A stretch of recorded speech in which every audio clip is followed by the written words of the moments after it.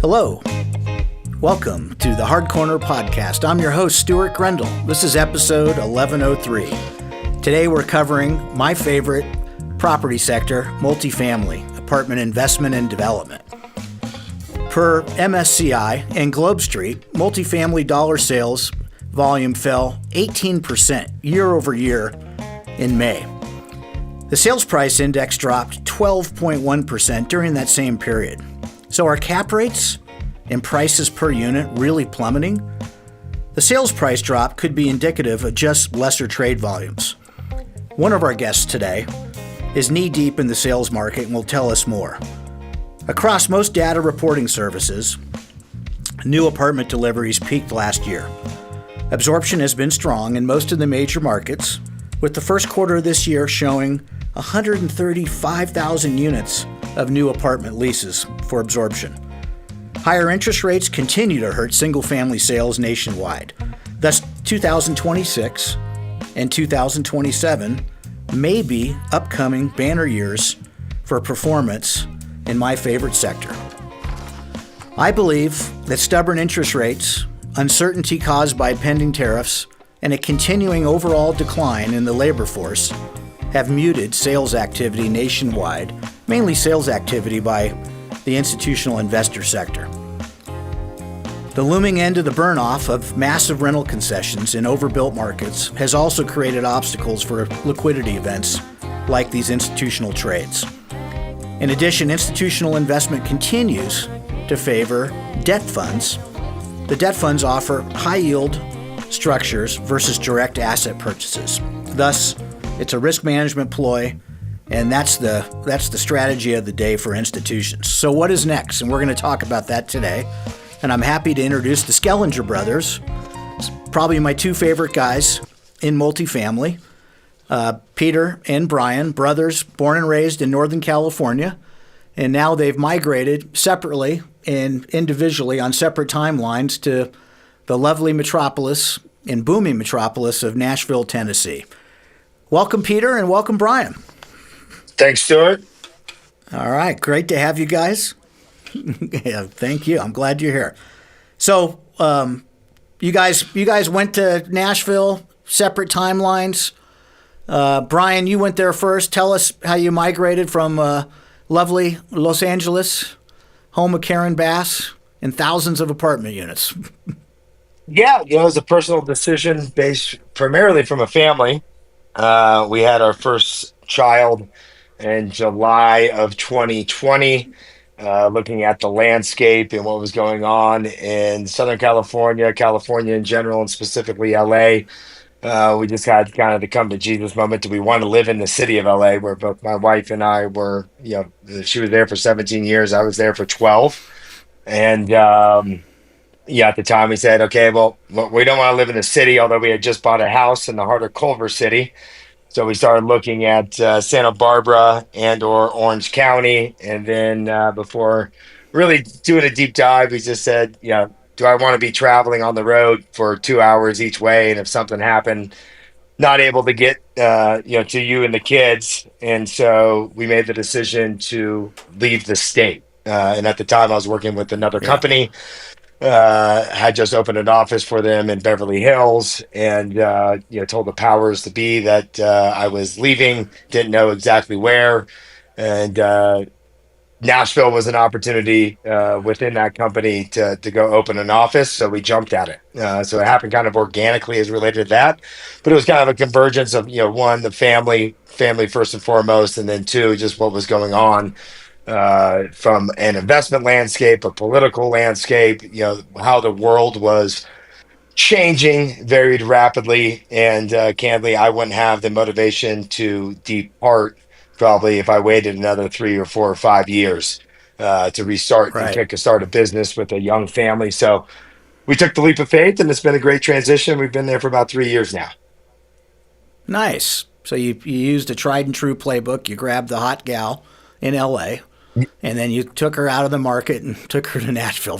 Started a family. Very good. Exactly right. and, Exactly right. And now you planted your flag with CBRE, right? Currently. Yep, I'm with CBRE, Senior Vice President there, specialize in multifamily investment sales, focus on institutional assets, Nashville, and then as well as East Tennessee, Chattanooga, Knoxville, and into Huntsville. Nice. So, and Peter, your story is a little bit more roundabout and indirect getting to Nashville. And Peter, for everyone's ears, listeners and watchers on our podcast today, Peter has been a master of the trade, has worn several different hats, worked for large firms, small firms like my own, and has got major multi-market experience as well.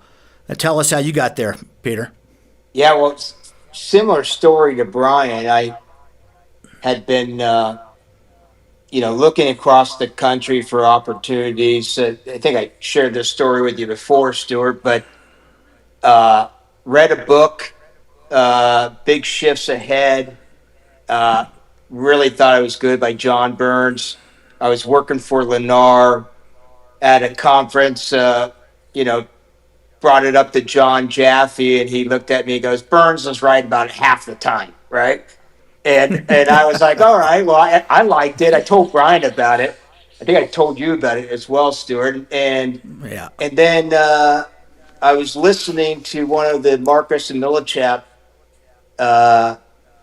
conferences, and the CEO, who I remember meeting him when I went to work for you. I don't know if you remember, his head of research, and he came in and with Stan and Sal and Phil pitched us on the Montrachet deal, right? I always thought he was a very smart guy. And now he's CEO. Hissam Naji. Yeah, that's right. That's exactly right. Yeah. And thought he was always a very bright guy, good insight, knew the numbers exceptionally well. And he hosted this guy who wrote the Upside, and he was an advertising exec out of New York, and had the same conclusions as John Burns. So I figured 50% of the time, Jaffe, okay, this is it, right? I mean, that's all I needed. So, the conclusion from both those books was the South and the Southeast were really going to be the growth markets.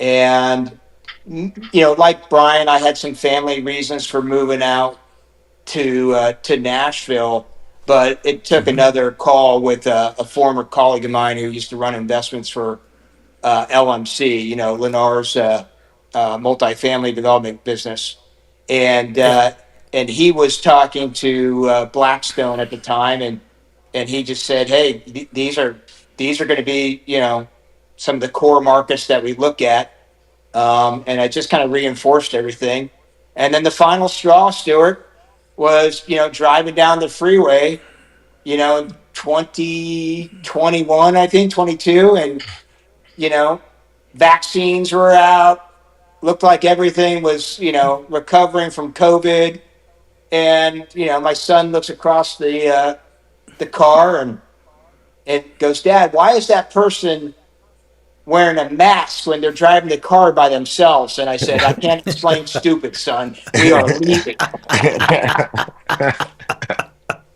So that was the final straw. I still see that crap. I still see that crap when I'm in California. It's unbelievable, right? And especially when a 7-year-old is questioning the logic.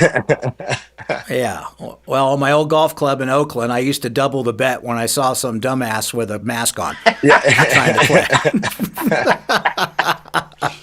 And I never double the bet with my own talent set. So that tells you everything. So 100%. That's interesting. So obviously politics has a lot to do with all our moves, and very interesting to hear. So not surprising, and for our listeners, as I told you previously on our prior episodes, that I really try hard to stay in the deal flow. And as I've told my proteges over the years and associates, that deal flow is everything. You got to see everything. And our guests today, both Peter and Bryan, truly are in the deal flow in their respective lanes in the multifamily industry. So that's a good segue into what are you guys doing? How are you making money today? What do you see? Bryan, you're doing major institutional sales.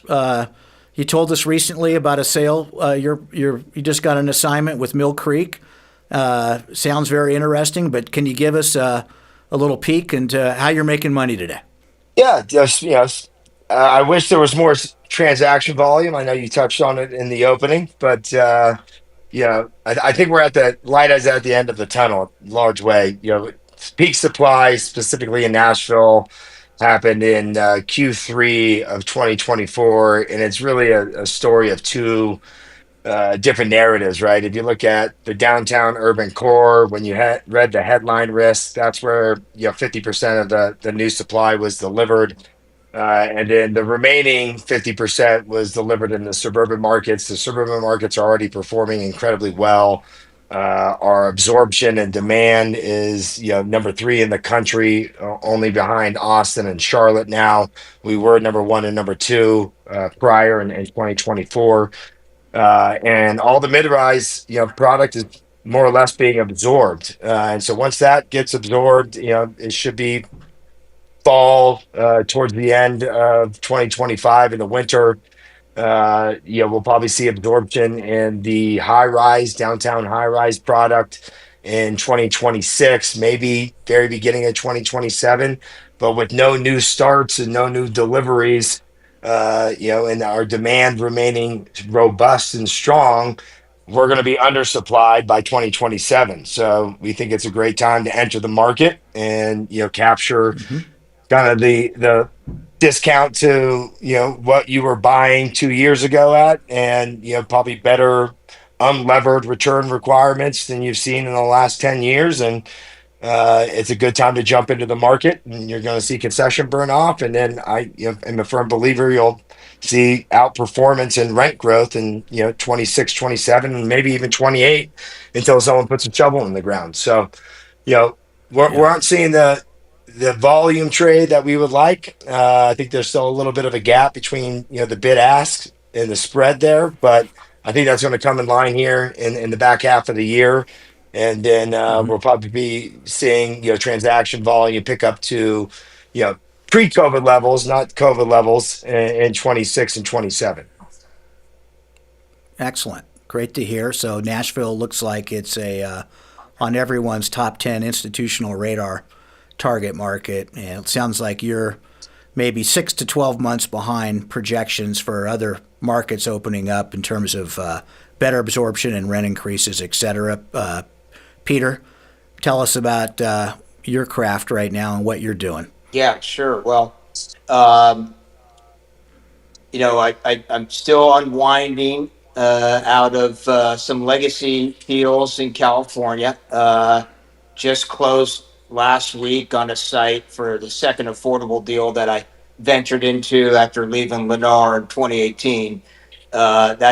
We could talk about those escapades later on, but more recent, came out here, hooked up with an old buddy of mine and at Lennar, and we were looking at some sites for a large institutional investor who was kicking the tires on whether or not they wanted to get into the development business. We went down to Atlanta in Gwinnett County, had a site down there, and got guidance on the underwriting, Stuart, for a 6 return on cost. Then they wanted 6.25. Then they wanted 6.5. Right, and so it just kept moving away from us. We were hoping we were going to get better pricing as we were updating our budget, right? And we had one of the largest GCs down there who I really, really like. Would definitely do a deal with them if I went back down there. And they've got great buying power in the market, and they still weren't getting relief from the subs, right? And so, we just got squeezed, and we came up against the hard corner, and could not get comfortable with going hard. So dropped that deal. That was in late 23, and then regrouped and My brother will attest to this. He kept telling, "Don't tell the guys down here in Nashville that you're trying to figure it out, man." But that was the truth, right? I was trying to figure it out, and an old friend of both of ours who left Pimco, Chris Flick, called me up and said, "Hey, what are you doing?" And I shared with them, kind of the recent efforts, and he said he had a buddy of his that did a data center deal in Northern Virginia. That was a former Pimco colleague, and they were very interested in doing powered land sites for data centers, and the thesis made a ton of sense for me because, as you mentioned in the opening, I did have a stint in the home building business in Hmm. Phoenix, and these data center guys need production, so they have their in-house teams, of course, but no different than a big public home builder. They need to hit their numbers. They need growth, right? And so they'll pick Hmm. up entitled sites, improve sites. So anyway, I started working on that, and Brian, while he was in transition, showed me a deal down in Alabama, and that kickstarted the whole thing. So got a couple of those going. Still working through the affordable deals in California. Got some more sites there that we've been working on for 3-4 years. Getting a little concerned about the depth of the soft money there. So I don't know if those are going to come to fruition. And to Brian's point, Stuart, I know we spoke about it. I think we're starting to get some visibility finally on the fundamentals of the multifamily business. So I think for guys like me who, have experience with guys like you and institutional apartment developers and owners, going out and finding sites, because, our friend Orville Power did the same thing coming out of the GFC. You know the story well, right? It's like, Yep. when they turn it on and they've gone through all their acquisitions and Brian's made a ton of money, you know, uh, and they see the development fundamentals coming back out here in Nashville, they're going to want sites. And it's just, how it is, Stuart. You've seen more cycles than we have. They just turn it on, Yep. right? And so Yeah. that's kind of where my head is, as an entrepreneur, real estate developer, investor. I think that's where I'm going to start focusing out here.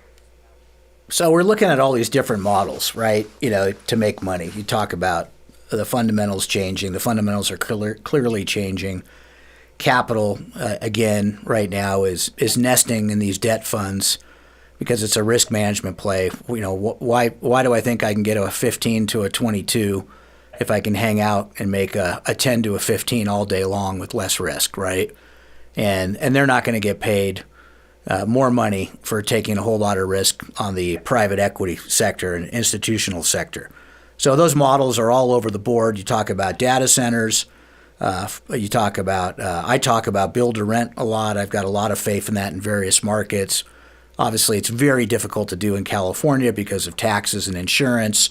And I know I've talked to similar players down in Florida. They have the same challenge, obviously, with insurance that's just decapitating to NOI.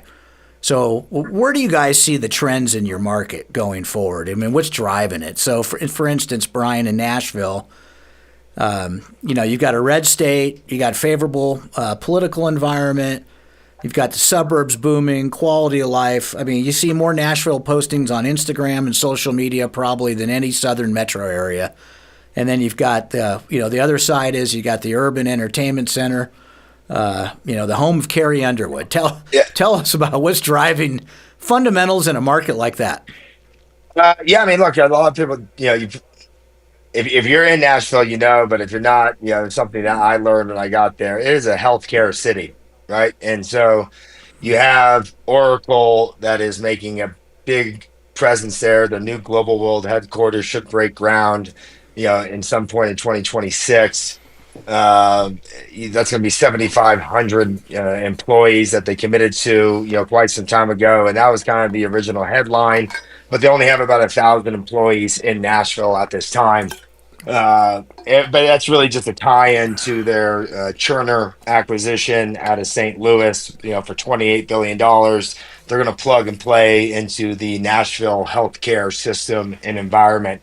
But it's a pretty diverse economy outside of that as well, right? And I learned this, and Pete knows this well. The convergence of content and media when I was in LA and Hollywood, right? I was really talking to office leasing brokers often and saying, well, who's out in the marketplace? And this was early in 2023 or 2013, 2014, and Live Nation taking 150,000 square feet. The studio spaces were pretty much fully occupied, sound stages. And that's kind of a very similar aspect to what you have in Nashville, right? It's Music City, Mm-hmm. and the appeal to the country music scene. Broadway's, its own little mini strip, Las Vegas, in a lot of ways. And you have the bachelorette parties coming in.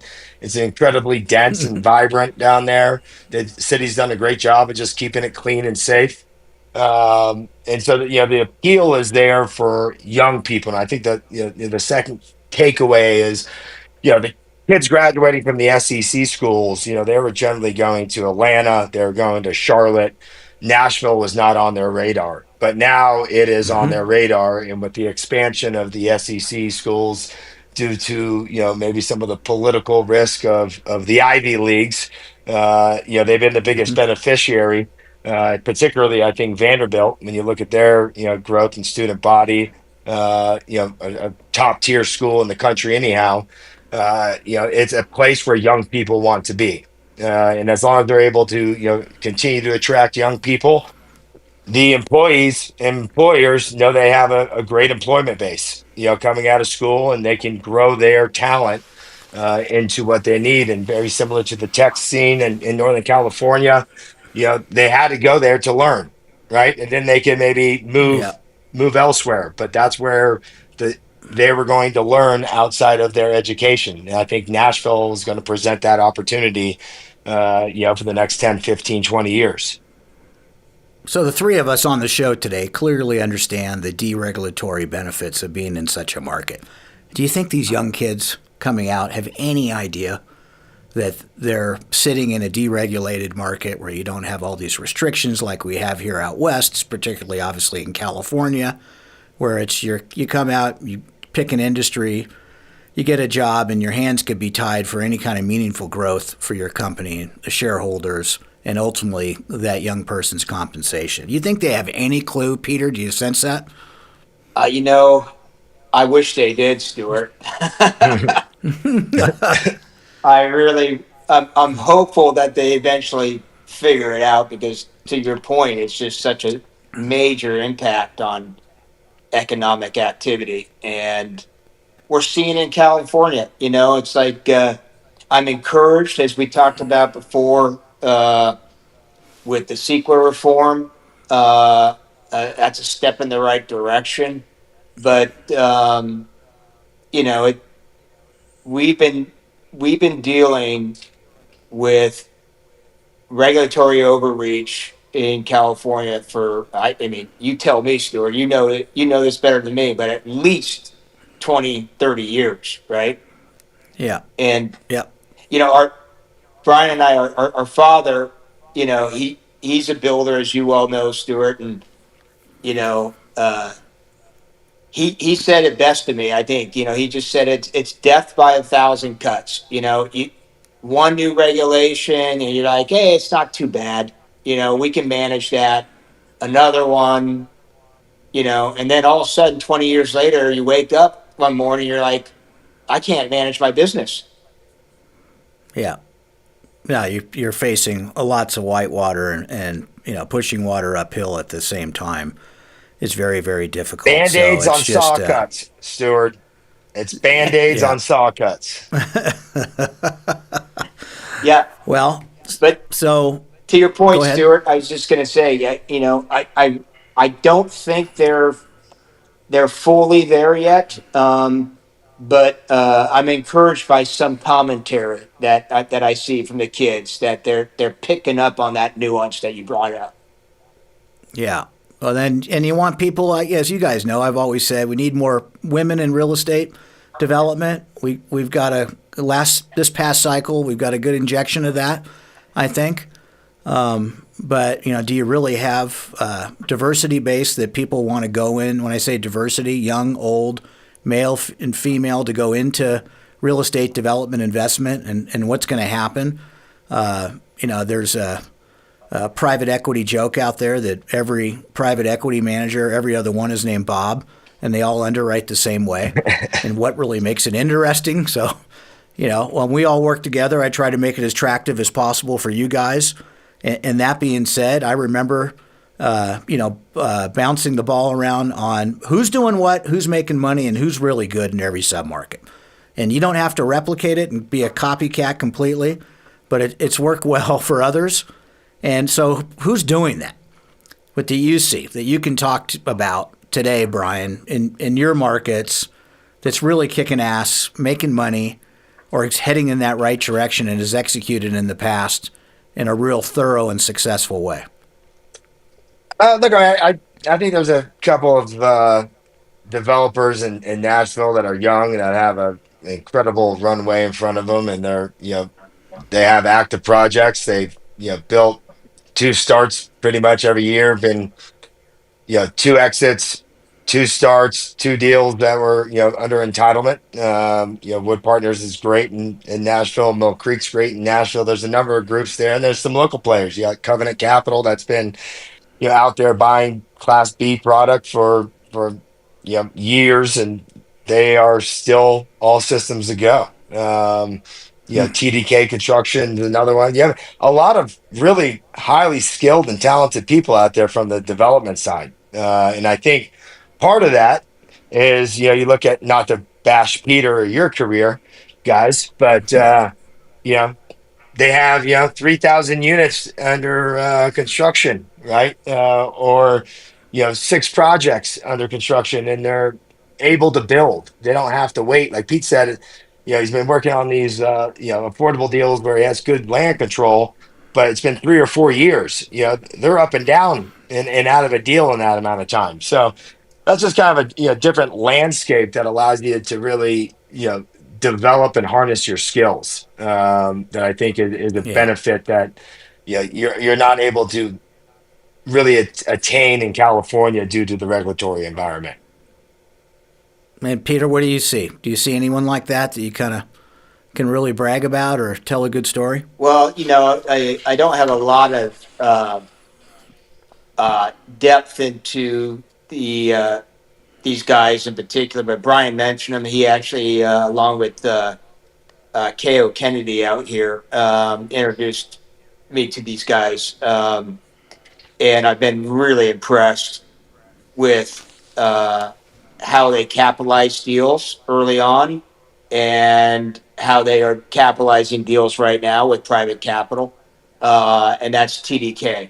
And I think, Stuart, it goes back to your days at SNK. I know when you left SNK, it was a different time, but you guys had all three legs to the stool, right? And I think a lot of these guys out here, TDK in particular, they've got a really strong construction platform in their, they self-perform as a GC. They've been doing it out here for decades, right? So their sub base is just, extraordinary. They're in multiple states here, right? And these guys follow them around, according to the guys I was talking to there when Brian and KO introduced me. They can build through cycles, right? And I think that's one of the lessons that I've learned, right? Is it's no different than being in the stock market, right? You got to know when to be really aggressive, and you got to know when to be a little bit more conservative, but you always got to be in the market, right? And so that's part of the success story that you just pointed to. If you're capitalized and you have your own capital base to build through cycles, you can pretty much do anything you want.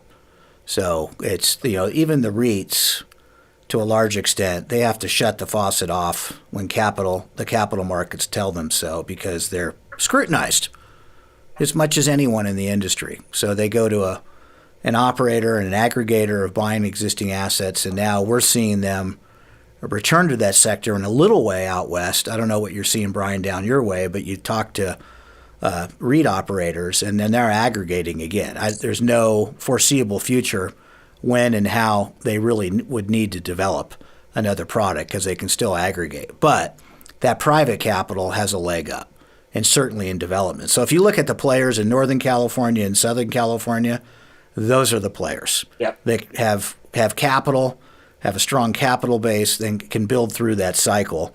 And then there's some of them that still make the stupid knucklehead decisions that are buying land at retail, thinking they're in a AAA location. They have headwinds on hard costs. Market fundamentals are shallow at best. And they're doing those trades again and trying to acquire them, all not in a robust way. I hope that's not the case. We see that same dynamic in Denver. But I would tell you that the TDK example out here is probably Thompson Thrift, which is based in Indianapolis of all places, Yep. Mm-hmm. but raises money on a private basis and has a vertical integration structure to be able to be mobile and execute and have a handle on cost. And those are the kind of guys out doing deals today, and then large family offices. That's what I see.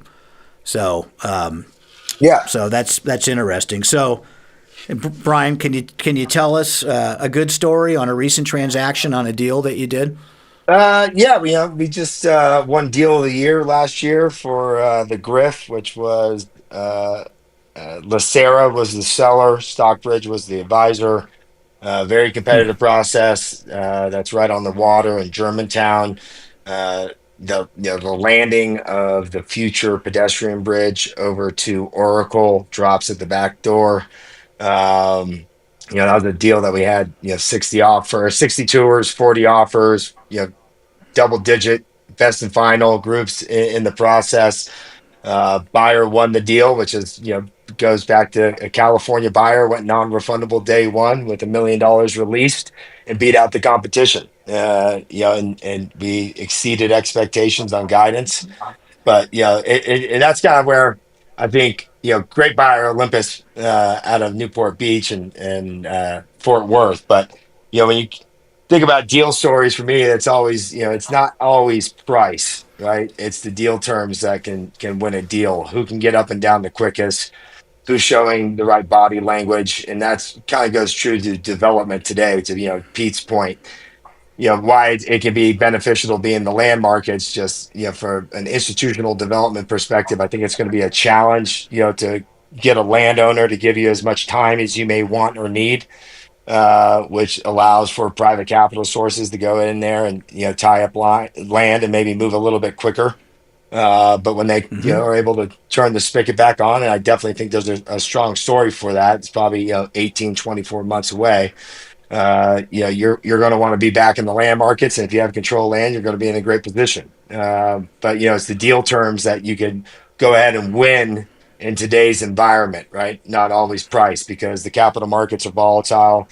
We're going to see continued uncertainty there, but that doesn't mean the recovery and growth won't be robust. It's just And what kind of capital does Olympus have? Where does that come from? They have a fund, but a lot of it's private capital into the fund. And were they trading out of a deal that they had to go hard on those terms? Didn't have to. They just, they knew what they were going to buy and knew they weren't going to retrade, and showed conviction in the asset and won the deal. But I think they did use exchange proceeds, and they assumed the loan, which was a great in place financing, just about 50% leverage, a 2.73% rate, full term IO for 5.5 years after closing. So, So what was the yield? What was the real unleveraged return on cost at closing? You're probably looking at like a 8.5 unlevered, 13 levered. They were underwriting. Most groups in the top 5, top 6 were underwriting 4 or 5% rent growth, and 26, 27, flat rent growth in 25, which is kind of where we are. But they all Going in cap rate, they had to be a sub five. a four cap. Yeah, Yeah, I don't sell five cap yeah. deals, Stuart. Don't know where that's coming from. So we talked about that recently. We're big institutional advisor to CalSTRS, marks every market as a sub five. Rents are lower, NOI is lower in Phoenix, but it's no different than San Diego. You're paying a higher price per unit in California, say San Diego. You're going to pay a lower price per pound in Phoenix, but the rent dynamics and expense dynamics aren't dissimilar, where they're all bidding at a lower sub five cap rate. So we just had a trade this week or this month in Thousand Oaks, probably one of the more favorable smaller submarkets in the LA basin. They went for a sub four, classic 35-year-old product, long-term owner, undermanaged, huge loss to lease, Yeah. small price per unit. When was the last new rate. delivery in Thousand Oaks? Well, there's a couple deals teed up, but you're right. There's just not enough. Teed up. 2018 teed up. Yeah. They've been teed up since I was there. But the private equity guys got to understand that there's those sub fours out there still that need some tender loving care, right? Correct. To move the rent roll and create some value. So Pete, tell me one of your good stories in the past 12 months. Well, hey, real quick, I just want to know, was that an exchange buyer? I don't know. I just read about it this morning. Yeah. Okay. Yeah. I was curious because, I mean, I guess that, maybe too much analysis paralysis, right? But Brian and I talk about it all the time. No one can predict cap rates, no one can predict interest rates, but you got certain metrics to use, right, to give you some guidance. And I love hearing these stories because it gives me a little hope. Like, two sides of the coin. You got the forward curve showing in 2035 that the 10 years is going to be 5.76, right? So, like Brian and I were talking about it. Hey, if you're buying, levered deals, doesn't feel great, right? But if you're buying unlevered deals, I mean, you know this better, Stuart, than I do. As Brian mentioned, you just go back, pre GFC, and people were building to an 8, in Right. Phoenix, right? When you were down there, right? And so Right. I just keep sitting there going, I don't know. I mean, there's got to be some value add component if you're getting to that kind of going in cap rate or a trade or or somebody's not putting any debt on it, right? And to Brian's point, they're just buying yield and working through the back end. But my most interesting deal really is the one that I just closed, and as you know, I got leaving LMC in 2018. It was all predicated on the experience that we had in Fremont, where we closed on that UP site down there, designed it for 2,000 units, spun off 1,000 to Lennar Homes, and spun off with the help of your buddy Jack Robinson, right? Spun off a pad to St. Anton for 300 units of affordable, and that satisfied the 20%, right? And that was just like eye-opening to me, right? It's like, hey, we can play the affordable game, we can unlock the value of the land. And to Brian's point, thank God I had good land control because it took me 4.5 years to get the capital. So, Well, yeah. Well, you had the capital behind you. well, To be able to it was my make that capital, and statement. then my partner is a friend of ours, Bob Lefevre, who gave me some money because he wanted to learn the deal. But the key was land control, right? And we just kept chipping away to get all the soft money, and we eventually got it. But it took 4.5 years, right? So a success because we closed, and as I mentioned earlier, a total failure. But learned a Well, ton about the affordable space. And if I wasn't leaving California on the market rate side, it would be a useful tool. But that's my that happened just last week, so that's one of my more recent experiences. Well, congratulations. LMC, by the way, for our listeners and viewers, is now known as Cortera. It's the multifamily arm of essentially of Lennar.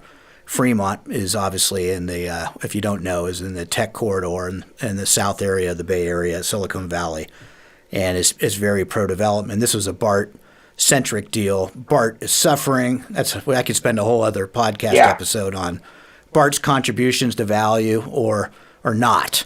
It's almost meaningless today because their ridership is so bad and their management is absolutely terrible, and they've got another bailout.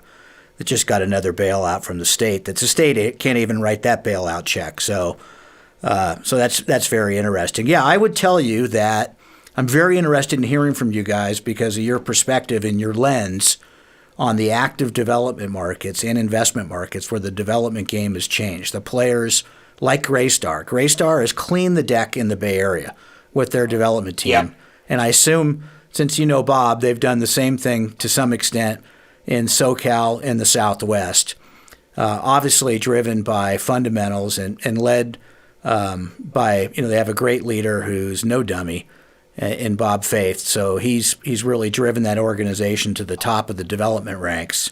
And then the other merchant builder players have finally figured out, why do I sign a loan with a private equity investor where I got to give guarantees?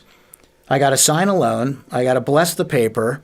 I've got to assemble the team. I've got to deal with all the regulatory roadblocks and then get my head handed to me within 30 months if I have any kind of small hiccup whatsoever. And that's pushed those guys to the wayside. So, Bryan, have you seen these guys come and go? Do you still see Dinnerstein in your market? Is JPI in your market? No, I think you just proved the point as why you should be buying right now versus trying to develop. Yeah. We are there in terms of supply. We're going to be under supply unless, it requires more equity today than it ever did. And, the capital costs, throughout the stack is going to be more expensive. It's just going to delay development activity. So if you can go buy today, it's not like you were buying in 23, 24. There was still uncertainty where rents were, where concessions were going to be. We have pretty strong visibility to where that is now. So it just kind of supports the case to go buy, new development, merchant built deals. And, thankfully in Nashville, there's a number of it. It was all kind of, done on short-term duration capital. So whether that happens, back half of this year or in 2026, it supports the reason why, the capital is going to flood into, buying. But, we haven't seen any large scale development activity really in Nashville. There's been some deals that have been tied up and that have been capitalized, but you're talking, 2,000, 2,500 units in the urban core when previously you were talking about, 7,500 14,000, 13,000 under construction. So it's anemic. It's still happening, but I think it's kind of proven the case why you should be out there looking on the buy side if you have the capital. Okay, Pete, any opinion on that? I totally agree. I completely agree. I think the setup going into second half of 25 and 26 looks great if you've got a strong acquisition platform. I just think, like we were talking about earlier, I just think you're finally getting some visibility, right? You're to Bryan's point, you're starting to get burn off of concessions. You're at the bottom in most markets for where rents are, right?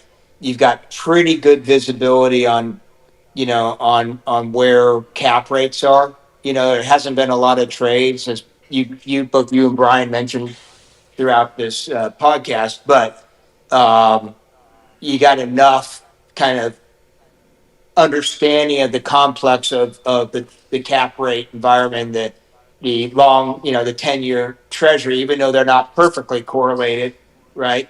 There's some close correlation there. And so you got a pretty, if you just look at, to Bryan's credit, the firm that he works with, CBRE, right? And they put out a nice report. It has a great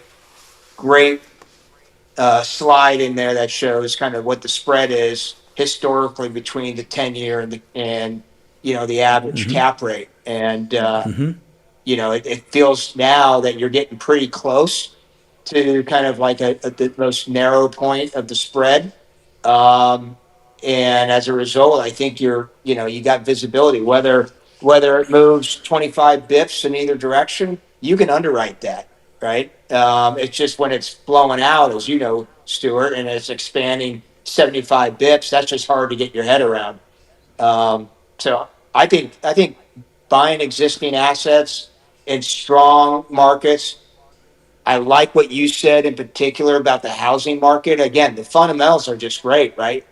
Affordability issues across almost every major metro, stubbornly high mortgage rates, from, historical perspectives, not bad, but everyone just, is used to, a 5%, sub 5% mortgage, right?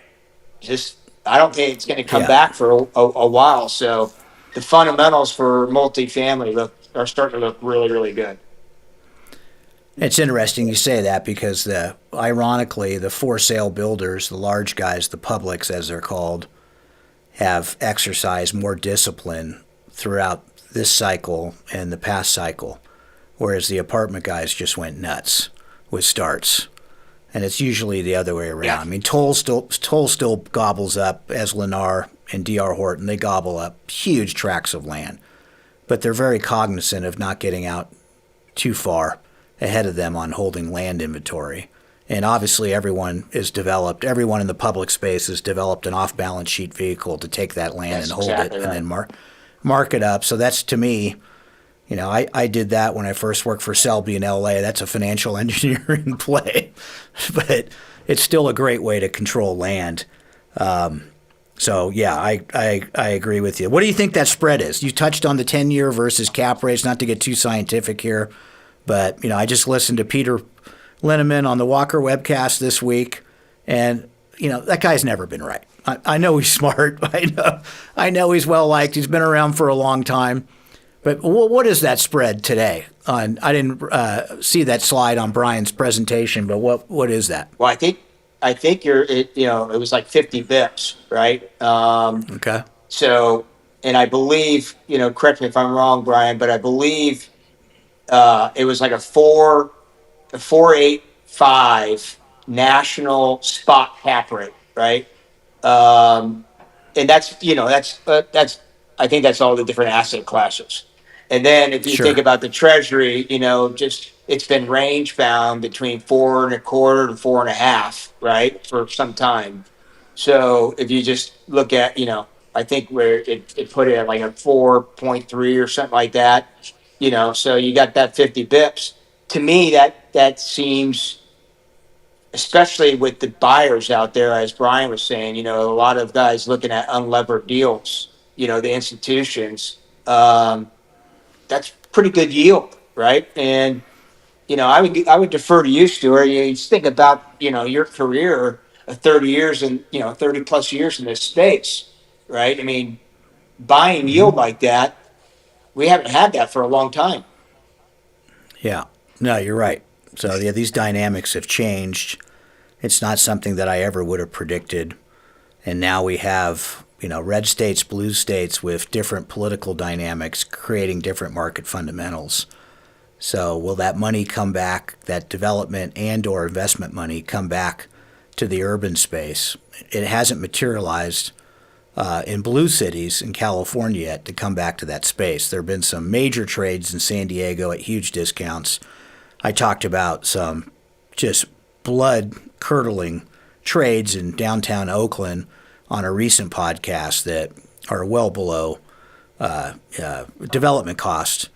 So it's that political dynamic is changing the investment landscape, I think, dramatically. So I've always been a big advocate of public safety, public infrastructure dollars, leveraging off that to attract that institutional capital. I preach it at public hearings.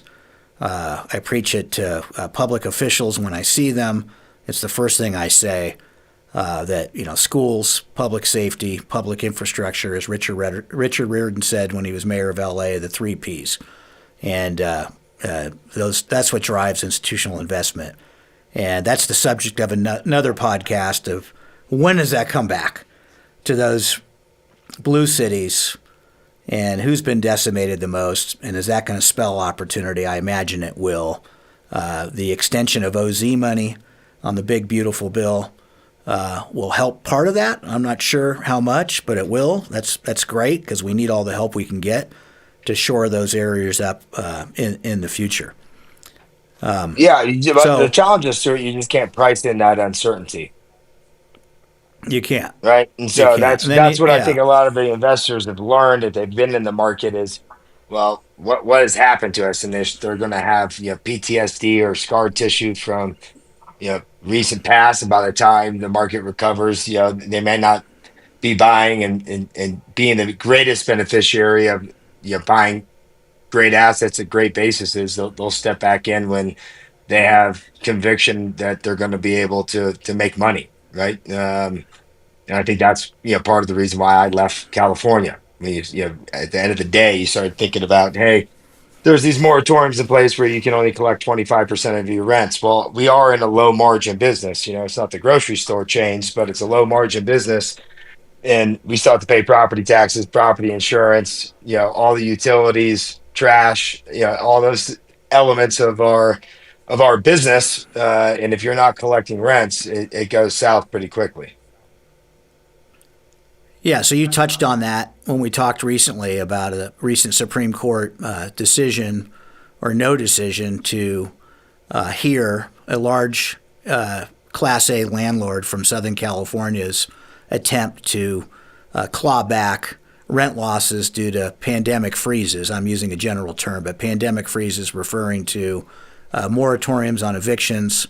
Obviously, we had rent control was injected into the LA city and county submarkets by the politicians and the governments, and they were reluctant to let it go. It took forever in Northern California to take that vice grip off of us as landlords in Northern California as well.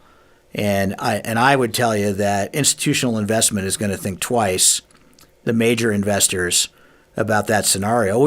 I listened to Rick Campo, who's in every growth market in Sunbelt states, and he won't even touch California. And he doesn't read up on these things. He just knows it exists. So I think he's got one deal left in Long Beach in SoCal. Yep. So so that's a big dynamic going forward, and it's really scary for our business because historically those are such big job generator areas, right? They're just huge job centers. Absolutely, yeah. Go ahead, Pete. Oh, I was just going to say, you touched on it earlier, Stuart. It's like, when does that start to change? And, I talked about this with Brian. I know you and I've spoke about it. It's you almost have to hit rock bottom, right? Because you get some green shoots like rent growth popping in San Francisco. Well, sure, but it's all relative, right? Are you going to get any development there? No, probably not, because it's still the regulatory environment's still tough. I mean, better than I do. You're still in better touch than I am with respect to that market, but from my conversations with people, the capital didn't want to touch it. So it was all private capital, but all acquisitions, right? No development. So, and then you've got all obviously concerned about rent control. So I don't know, as an investor in multifamily, I don't know if you start to get comfortable with getting back into those markets. That being said, you look at, just the sheer size of California, and it's still going to garner a lot of investment, right, on a relative basis. Absolutely. I agree with that.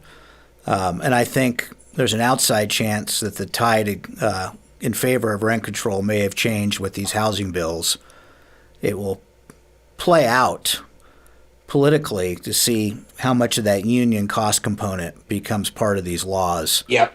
And how it gets utilized to advance the politicians and the government's agenda for advancing their own personal ambitions, particularly, Gavin Newsom. So in California, but I would agree with you. But I think that some of these housing bills and the absolute need for housing exacerbated by catastrophes like the Palisades fire, that you've got to lower the regulatory hurdles to create or reach any kind of housing hurdle. They say we're short millions of units nationwide. We don't produce enough units nationwide.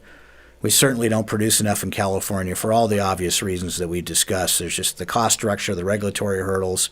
So maybe that tide's turned, and we'll see it in the next generation of development, either one way or another, right? Yeah, I'll give you a funny little story here, Stuart. I was when I was still in Los Angeles during COVID. I was part of kind of a broker investor community that was speaking to council members or people who were interested in getting into politics to learn more about housing. And there was a council member that was on the call one time and was talking about, their view of how many additional units need to be delivered in the city of LA, right? Not county, just the city of LA. And they threw out a number around 700,000 at that time. And I called the gentleman who set up the call and I said, "Do you know how many units are in the city of LA?" And he said, "Yeah, there's like 1.5." Like, no, that's you're thinking more of a county, like the city of LA. There's 850,000 units, and we're short 700,000. And you can't tear down these old rent control buildings without replacing, rent control or affordability. Right. So how do you expect to deliver 700,000 units?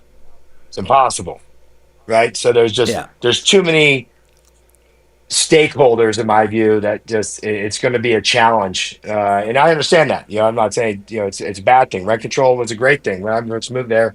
You can make money on rent control, and you could be a good landlord, but then it just got overregulated and a little bit abused, in my opinion, because the one mechanism that they have control over, and it goes back to your comment about Supreme Court, until they change what the view of a taking, which was, to my understanding, back in the late 1700s, when that was, written into the Constitution, it was predominantly land, not economic loss and building, right? So they abuse that to a point where it makes it very, very challenging to operate in times of COVID or anything else. They just kept on moving the goalposts. And affordability, to Pete's point, is a huge issue, and I am respectful of that and understand that, and that's why I do believe that affordable housing, true affordable housing, as a percentage of AMI, is something that needs to be capitalized and thought of. I don't think rent control solves that. Well, that's a very good point, and I would tell you that I listened to an excellent podcast in the past 6 months from Ivy Zellman, who's now part of Walker, and she's the preeminent housing forecaster today in the U.S., and she just flatly said, and they did roll multifamily analysis into her shop. Yep. So not only does she do single family, but she has some excellent data pros there as well. But she just flatly said that there's a huge affordability problem across both single family and multifamily sectors. So you developers can stop banging your head against the wall, almost telling her you don't need to subscribe to these periodicals anymore for data, because we just flat out have an affordability problem. And I would tell you that every market that I follow is like that today. And I liken some of the stories, what's occurring with deals, to just action movies or horror films today in submarkets that I used to be involved in. So I'm interested to hear from you guys as well on this. But when I hear a story coming out of Santa Monica where someone's trying to execute the builder's remedy law. So the builder's remedy law, for our listeners, is an extraordinary exception that basically says if a city hasn't complied with their state required housing element, a developer can come in with a zone site that has zoning standards on it and blow that out and do high density multifamily without any public review. And those are occurring all over the state. Our friend Peter Orville has got a builder's remedy acquisition program for site entitlements. Yep. So that's a kind of a niche opportunity right now. It's kind of crazy. It's like being involved in special forces in a war, right? It's very unique and not an easy road to hoe. But you see these stories where people have lost properties. You know, you've got bombed out city centers in DTLA on multifamily. San Francisco, definitely multifamily, huge value erosion, way past the GFC erosion percentage in value. And, I just read an article this week that Jameson Properties, huge landlord between Mid-Wilshire and the Arts District, they're giving back properties, and they've been accumulating for years. And others, big players, are giving back properties. And this is extending now to not just commercial office, to the multifamily space. So, and as you know, we can talk about it for another hour, how about banks and servicers kicking the can down the road and extending and so on. But it is like a horror film. And will the big deals really come back? Will we see big mixed-use deals in these areas? I would submit to you that we will not see big mixed-use deals, commercial, multifamily, because the strain on the different product sectors, the cost of capital, the reluctance of capital to take that on. And you could maybe, if you think about it, clear your head, you can think about maybe a dozen submarkets that might have such a deal today. Whereas previously, in last cycle, maybe 50, right? Yeah. Mm-hmm. So that, to me, I'll just give you a quick example. Related is going to build a high-rise in your hometown. Would you have ever thunk that? When I say high-rise, I mean above wood frame height. Oh, I just walked it the other day. I'm still stunned. And so Bill Whitty told me 7 or 8 years ago that he was trying to get his New York guys, his chiefs and capital allocators, to step out of the urban core and look at real nuggets of submarkets like a Santa Rosa, like Silicon Valley, where he's got a big mixed-use deal that I just described. That's one of them in the Bay Area. And he did it. He went out and now is executing on this. I don't know how it's going to play out, but my point of saying this is that they've got the capital to do that. And few people are going to be able to attract that capital to take on that kind of risk. Yep. Well, I'll tell you, speaking of related and Santa Rosa, I briefly worked on a deal that they did with my partner in Santa Rosa on my affordable deal, Burbank Housing. And it's called Laurel Village. It was the old mobile home site there that suffered during the 2017 fires up there. And so Related came up there because of your whole point, Stuart, with Bill Whitty in particular, spending more time up in Healdsburg, right? Just, really appreciating Santa Rosa. So that made sense to me, right? And because they used their affordable platform in a JV with a local nonprofit to secure, soft money as well as tax credits, 9% and 4s. And okay, that makes a ton of sense, right? Now, shortly thereafter, they venture into a market rate or an 80-20 deal in downtown, and I was like, and it's an 8-story building. So wow, I'm pretty sure it's type 1, right? And you're just sitting there going, that's the exact profile that you did at 1844 Market when I worked for you, right? 8 stories, type 1. And we know from that exercise, right? That's, before you go any higher, you got to go to 13 to break even, right?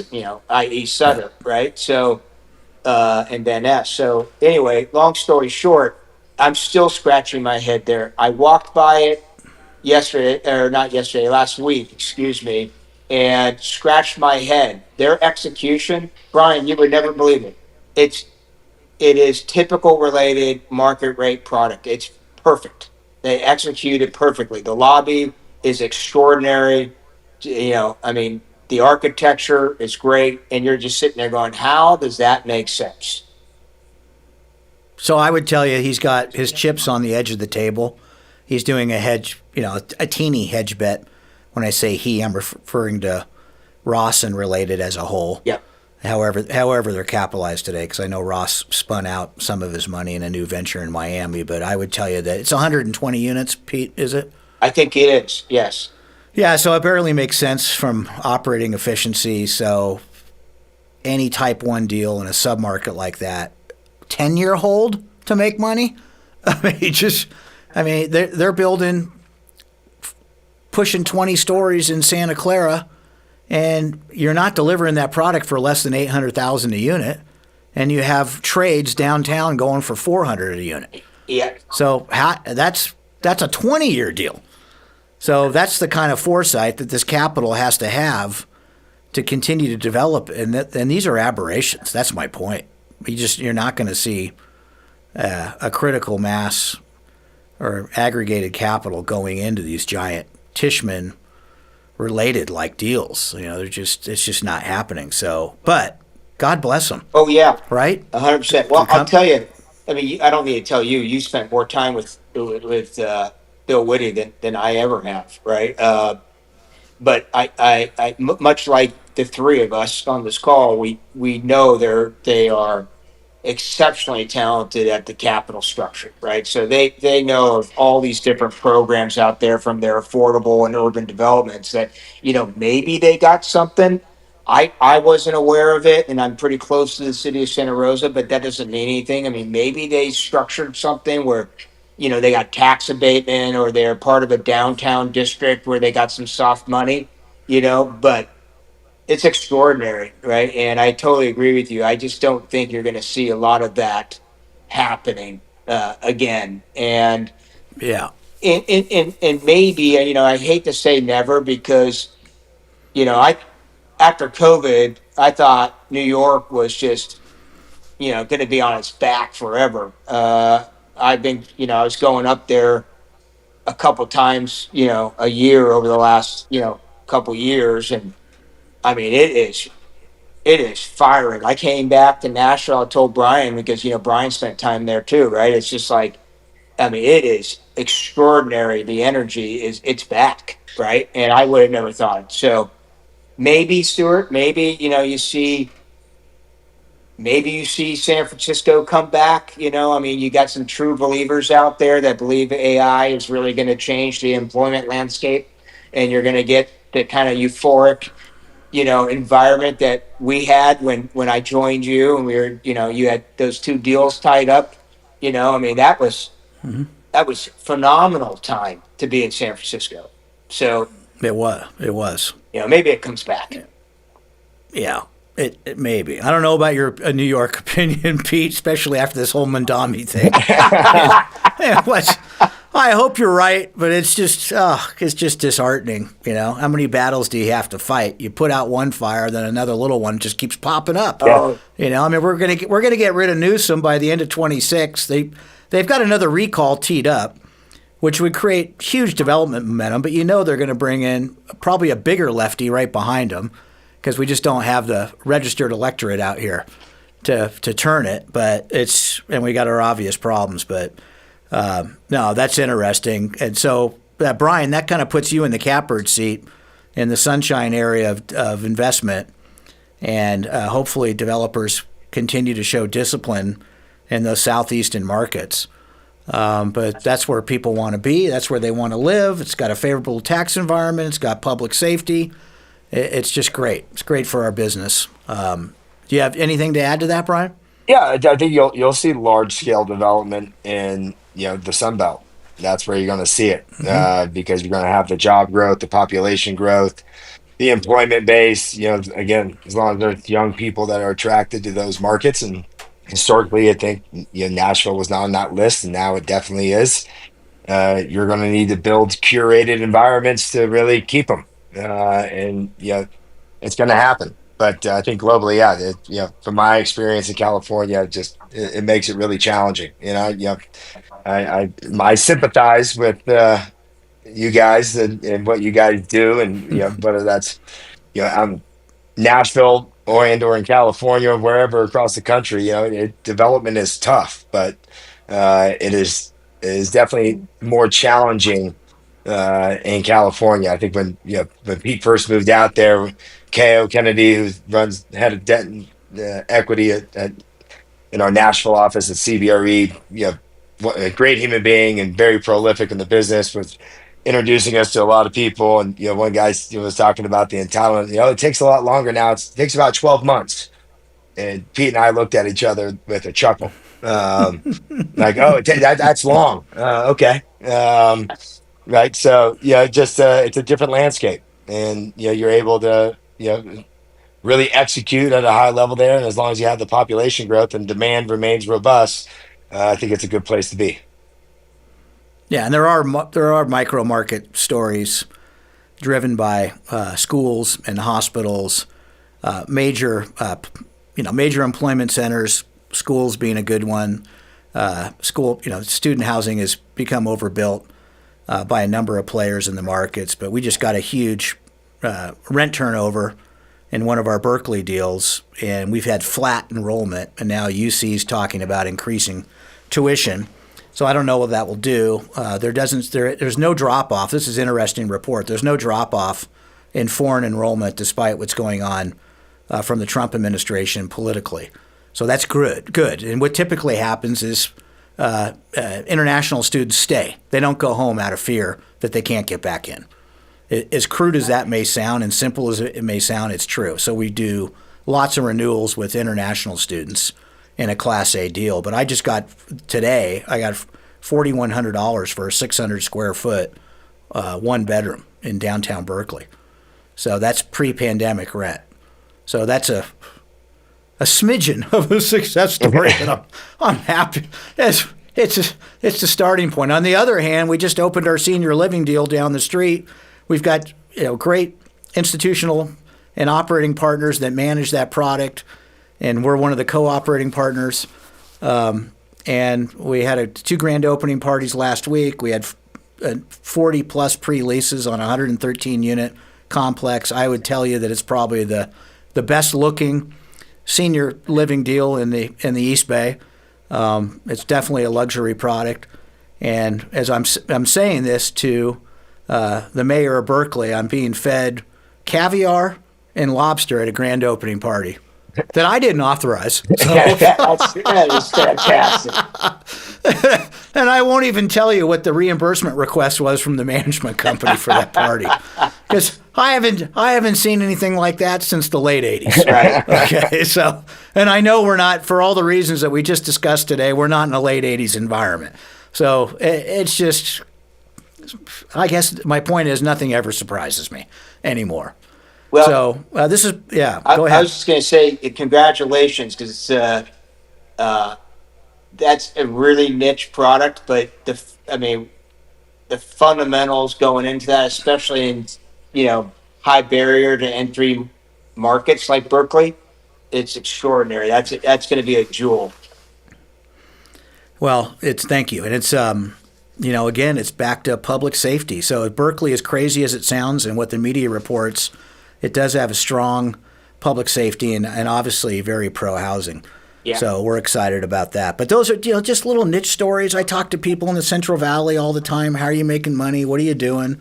And there's niches everywhere like that. So that's my hope for California. I can go on all day about other Southwestern markets. Phoenix, I never stop investigating and talking about Phoenix as well. It's just got a huge commitment to jobs and industry. Obviously, it's got some infrastructure issues. Hopefully, they're surmountable, i.e. water. But it continues to just be the boomtown of the Southwest from an industry standpoint for jobs, particularly Taiwan semiconductor manufacturing. Yeah. So you see stuff like that. So those are all good stories. All right, guys. Anything else you can tell me today? This has been great. So the Schellinger brothers in the deal flow. Well, What else can... I was going to say, I don't know. I can't speak for Brian, but I know you're definitely in the deal flow more than I am, Stuart. You always have been. So, congratulations. I think this podcast is going to be a hit. Just knowing who you are and the network you have. So I'm excited to be a part of it. Oh, thanks, Pete, for saying that. Yeah, I share the same sentiment. The one thing I would say, Stuart, I think it's like a buying opportunity when I was working for you in the Bay Area in 2012. Although we left a fortune on the table from not closing anything. Yeah. People who move early this time and have conviction, they're going to see the rent growth. Same thing that happened last time. It's just Yeah, I believe that. yeah, Yeah. It's Stewart's defense. He had a partner who put the brakes on too often. yeah, yeah. Yeah, well, But yeah, it's going to be that moment of time. It's like we're going to see outsized rent growth because there's too much demand for housing, and specifically for your market, Stuart, that you're focused on. I know that yeah, you can't deliver enough new product to satisfy the demand. You're short. You're already behind the curve, well behind the curve, right? And so I think markets like I'm working on in now, you still have you had a large wave of supply, but the demand was high, and you can't turn that spigot off. And when you do, we're going to see just outsized rent growth. And we're going to grow rents out of this kind of dilemma we're in with interest rates. But historically, we're not in a high interest rate environment. I think Pete made a comment, talking to my dad the other day. Been in the business a long time. Just like he remembers interest rates being substantially higher than where we're talking about today. This is just kind of a return to the normal. yeah. And you got to learn how to succeed in the return to normal. Correct. So that's a very good closing point. All right, Schellinger Brothers, so happy to have you today. Appreciate it, Stuart. Thanks again, and thanks everyone for listening. Again, this is Stuart Grendel, and we're the Hard Corner Podcast. Thank you very much. All right. Thanks, Stuart. Well, thank you for joining the Hard Corner Podcast today, episode 11036. I'm Stuart Grendel, and I'd like to thank our sponsors, Astro Sound Labs in Reno, Nevada. Music by him, my mom, and the internet. And our final sponsor, Bayrock Multifamily.